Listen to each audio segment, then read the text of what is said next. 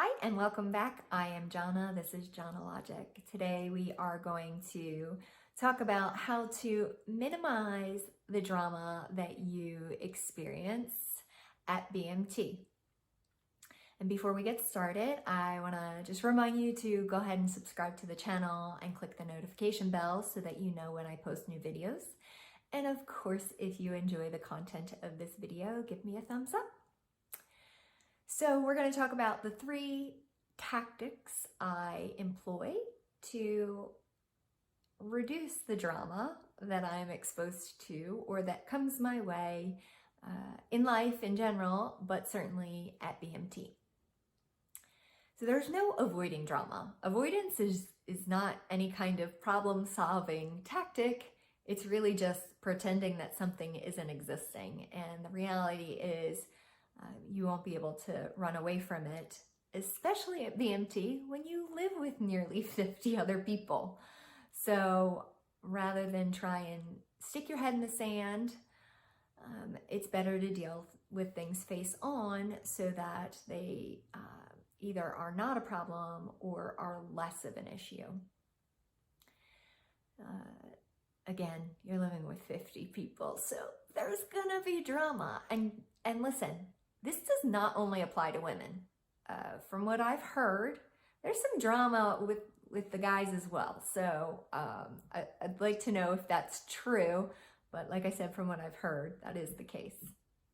So the Air Force really emphasizes communication skills.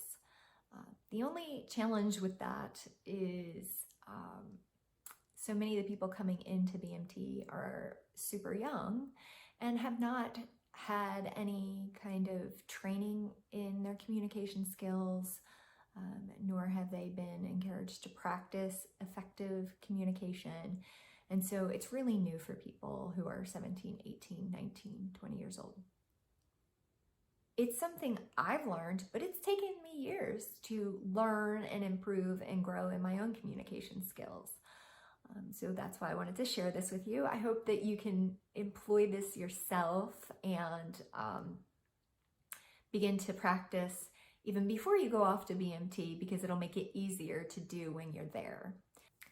So the number one thing for me was to not allow gossip. And I do this in my normal life, and it has served me well for many, many years. So if somebody has an issue or a challenge with somebody else, somebody said something the other person didn't like, it offended them, it hurt their feelings, whatever the case may be, they want to go back to their friends or those people that they're closest with and complain about it, talk negatively about it, get you to then talk negatively about that person and what you've seen and what you've experienced. That becomes gossip. Sometimes the person does need to vent and just get it off their chest, and that's quite different to say, hey, this is what I experienced. I just needed to get it off my chest. Thanks for listening. It's over now. That's fine. They cut it off themselves. They just needed to let it go. If they continue to talk about it or keep coming back to you with it and want you to engage with them in it, it's gossip. They want to start talking to a bunch of other people about it and say they're venting, that's also gossip, because that's more than just one person. It's getting a bunch of different people involved. When people came to me with those kinds of challenges, that somebody said something or did something that hurt them or offended them, I asked if they spoke to the person about it. 9 times out of 10, the answer was no.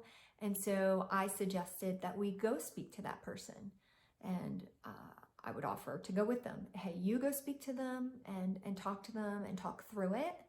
Or if you are challenged to do that by yourself, I will come with you. I can help mediate, help you each hear one another's side in a calm manner. But the truth of it is, people didn't want to do that. They just wanted to gossip. And that's drama I don't want. So by employing the method of stopping the gossip and offering solutions, people just stopped coming to me, or they came to me when they wanted me to help them address something. Either way, it didn't allow the gossip to continue, at least in my presence. Maybe they were gossiping with other people, but I didn't hear it and I didn't have to deal with it. The second thing is accountability, and that's to hold yourself accountable, but to also hold other people accountable. We have a job to do. It is business. Yes, we are living together, but ultimately we're there for a job. And so people might not always live up to what is expected of them. And there might be many reasons for that, and you shouldn't jump to any conclusions. So when I say hold people accountable, I don't mean jump down people's throats when stuff isn't getting done. I will give you an example. There were two different people who were part of the latrine crew with me. One was late every single time we had to go and clean. And so they didn't work as much or as hard as everybody else. And the second is a person had to clean mirrors, and they were really, really slow about it. And if you are mindful of what boot camp can be like, we don't have the time to be leisurely. We have to do things quickly and efficiently. So rather than just pointing fingers and saying, you didn't do this and why are you never here on time, it becomes a conversation. Hey, I noticed that you're challenged to get to the latrine on time when we're cleaning. Is there a problem? Is there something I can help you with? Is there a particular reason? And maybe there is, and maybe you can help them, which in this person's case, they were having a challenge with what they were doing prior, and so it was delaying them getting there. And so we figured out a solution. They may just be lazy, in which case, you bring that to leadership, because that's not acceptable. You're a team. Give them a chance, hold them accountable yourself. But if they're not abiding by it, then you take it up and say, hey, I have to take this to the next person because you're not doing your job. You're still honest with them. You're still holding them accountable. You're still direct. But it's not this, you're never here on time, and I can't believe this, and we're just complaining about it and doing nothing about it. It's a problem-solving tactic.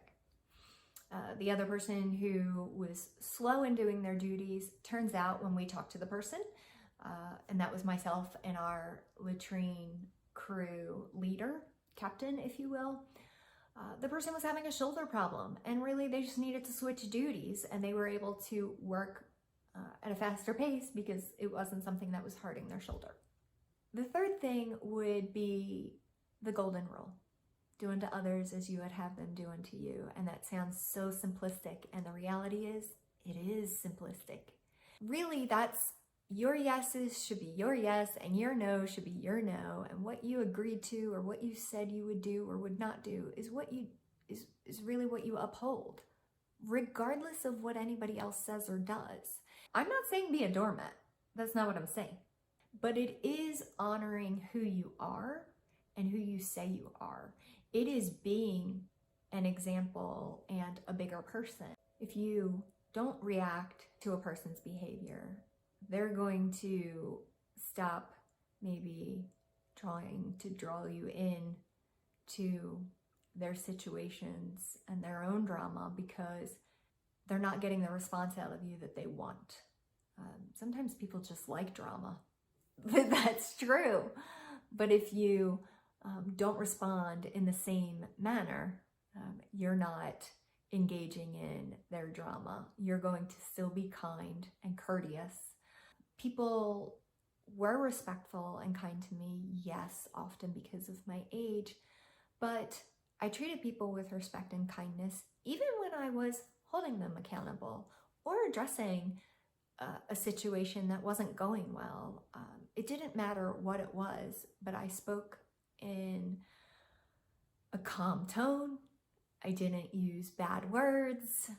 I didn't falsely accuse. I offered help where I needed to offer help. The truth of the matter is, there were some serious challenges with some of the people in our flight. Again, there was still drama within our flight, but it was not in front of my face often.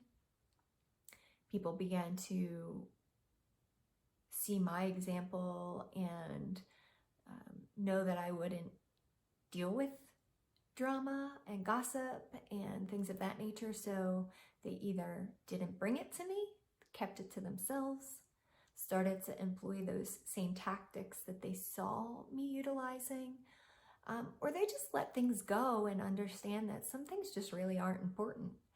And it made my life easier to have less drama in front of my face during BMT. So I hope those 3 things help you as well. Let me know in the comments below. And if you have any other questions about BMT, tech school, or what I'm experiencing now, let me know and I will get some answers out to you. I look forward to seeing you next time.